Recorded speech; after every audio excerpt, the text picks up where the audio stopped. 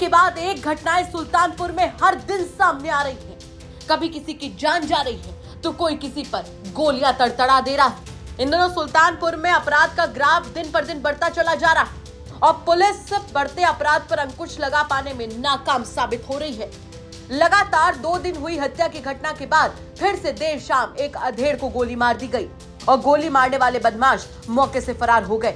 जिन पर इल्जाम लगा वो कोई और नहीं बल्कि बीजेपी नेता है।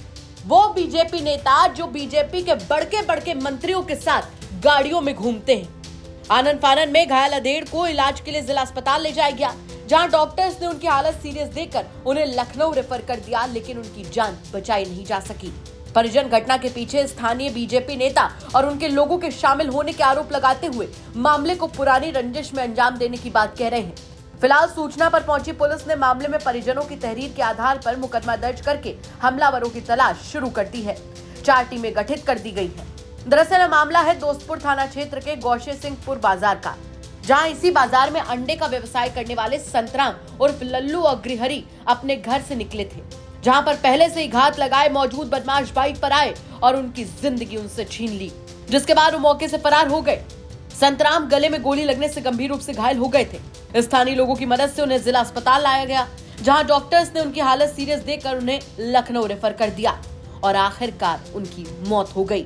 घटना में घायल संतराम के बेटे सनी अग्रहरी की माने तो इलाके के ही बीजेपी नेता अर्जुन पटेल, उनके भाई प्रदीप पटेल, राहुल शर्मा समेत बाकी लोग इस घटना को कराने में शामिल हैं।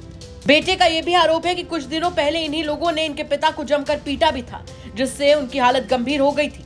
आज फिर से लोगों ने उनके पिता पर हमला किया और इस बार उनके पिता बच नहीं पाए। फिलहाल घटना की सूचना मिलते ही पुलिस विभाग में भी हड़कंप मच गया। पुलिस के आला अधिकारी जिला अस्पताल पहुंच गए और मामले की पड़ताल में जुट गए। एक बार आप सुनिए कि बेटे ने क्या बड़े और गंभीर आरोप लगाए। जी भैया जी, हम हमारे पापा घर पे थे, वहाँ से चौराहे से निकले, तभी वहाँ से काफ़ी लोग मतलब दिन से लगे हुए थे, उनको झुंड बना के हमला कर दिए गोली। क्या मामला है पहले से? मामला कौन है कोई भी नहीं है भैया। इसके पहले हमें मतलब काफ़ी अधमरा करके 2 महीना पहले 7 जुलाई को हमको मारे थे यहाँ पे, और उसके बाद जो कि इसी अस्पताल में हम भी एडमिट थे। हमारा भी लखनऊ रेफर किया गया, लेकिन हमारा रोका गया। इसके बाद कोई विवाद नहीं, हम लोग शांत हो गए। शांत होने के बाद आज हम लोग मतलब फिलहाल मतलब अपने दीदी के यहाँ थे और हमारे पापा को जैसे घर से निकले, वहाँ से तुरंत उन्होंने गोली से वार कर दिया। वहीं इस मामले में पुलिस के आला अधिकारियों का क्या कुछ कहना है वो भी सुन लीजिए।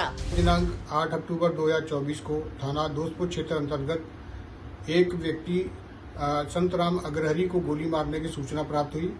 उसे तत्काल जिला चिकित्सालय भेजा गया इलाज हेतु, तथा वहां से उसे मेडिकल कॉलेज लखनऊ के लिए रेफर कर दिया गया है।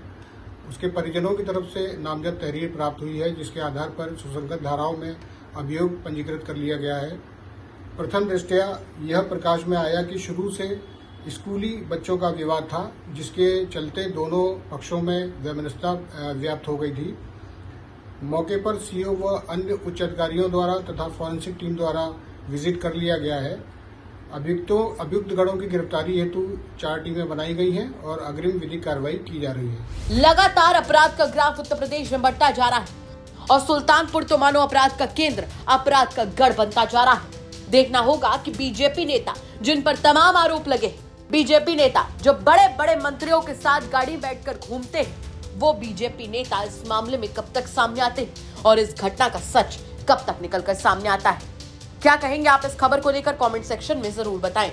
सुल्तानपुर से नितिन श्रीवास्तव के साथ ब्यूरो रिपोर्ट, यूपी तक।